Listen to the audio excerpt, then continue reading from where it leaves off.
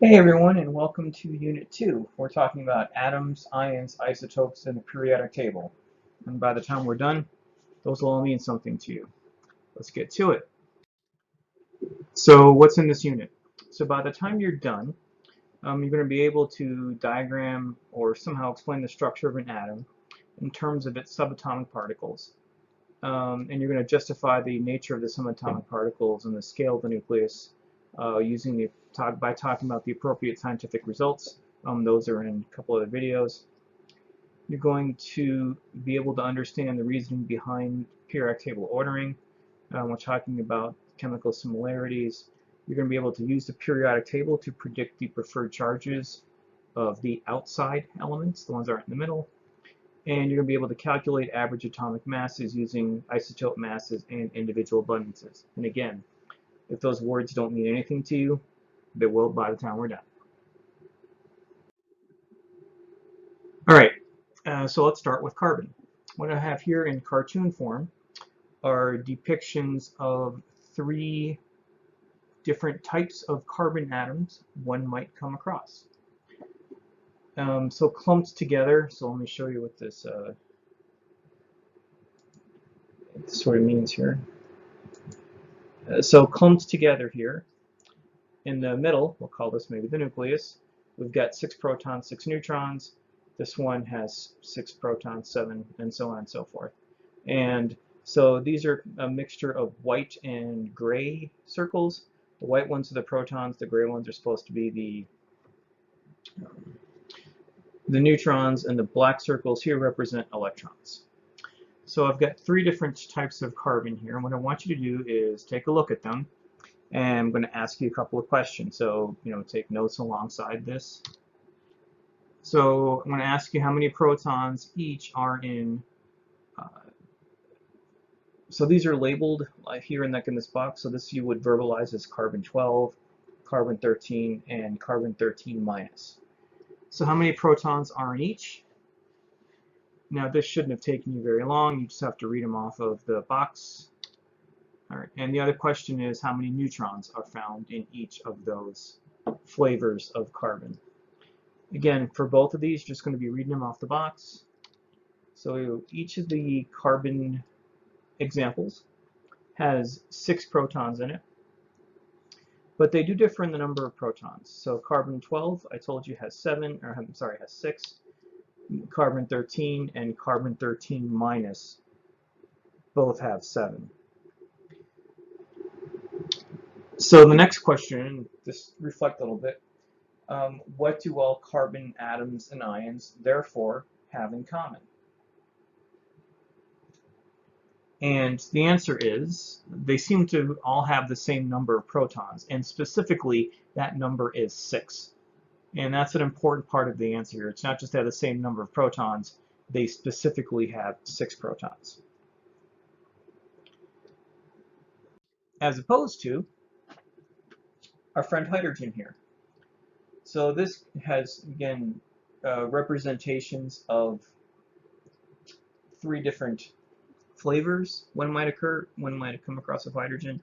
Again, this is a white circle proton, this is a white circle and a gray circle, and this is just one white circle. And so again, I'm going to ask you similar questions. So based on what you see here and kind of how the last slide went, what do all hydrogen atoms and ions, some of these I call ions, have in common? And the fact that this case they'll have the same number of protons, and in this particular case that number specifically is 1. Now, next little question here. How many protons, neutrons, and electrons are there in one atom of the thing I'm calling 1H minus? This guy right here. And this, hopefully you got this. There's 1 protons, 0 neutrons, and 2 electrons in that flavor of hydrogen. Okay, so process what we've gone over for the last couple of slides, and now let's see if you can apply it to new stuff. So here is a full periodic table listing all the elements that are currently known. And I'm going to blow up a chunk of it in the middle here, so you can clearly see the numbers and all that. So here's the question. Based on what you've seen before now, what do all nickel, that's Ni, atoms have in common? And every flavor of nickel will have exactly 28 protons in it. And the next question is the atomic number.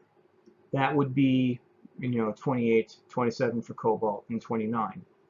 So what meaning can we associate with that number that is present in some way, shape, or form on every periodic table, although the position does bounce around a little bit?